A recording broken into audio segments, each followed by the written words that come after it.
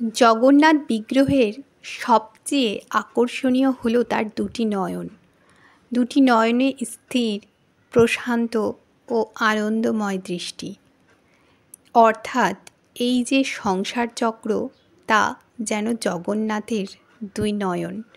অর্থাৎ পরমাত্মারূপী জগন্নাথ প্রতিটি জীবের অন্তরে অন্তর্যামী থেকে এই সংসারের আবর্তন পরিবর্তন সব স্থির লক্ষ্য করছেন।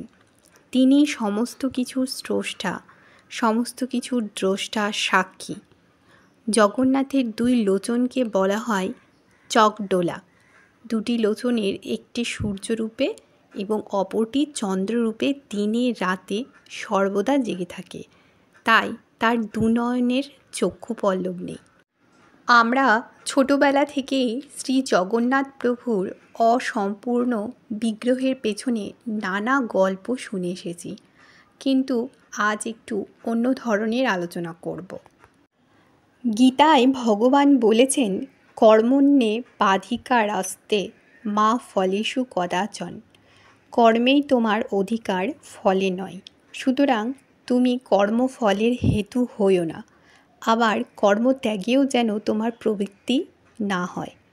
এই তত্ত্ব মানবের কাছে ফুটিয়ে তুলতেই জগন্নাথ বিগ্রহের দুই হাত অসম্পূর্ণ। জগন্নাথের দু হাতে কোনো আঙুল দেখা যায় না। জগন্নাথ কর্মের প্রেরণা যোগান। তিনি যন্ত্রী, আর আমরা মানুষ নামক সর্বশ্রেষ্ঠ যন্ত্র। কর্মেই আমাদের অধিকার, কর্মফলের ওপর নয়। কারণ কর্ম মানুষের নয়, ভগবানের। তাই জগন্নাথ বসে আছেন মানুষের কর্মফল হরণ করার জন্য, মানুষকে মুক্তির দরজায় ঠেলে দেওয়ার জন্য। তিনি বলেছেন, কর্ম করো, তবে ফল আমাকে সমর্পণ করো। কর্মফলে আসক্ত হইও না, আবার কর্ম থেকে বিরত হইও না। কর্মের পর কি হবে তা ভেবো না। তোমার ভাবনা ভাবার জন্য আমি তো আছি।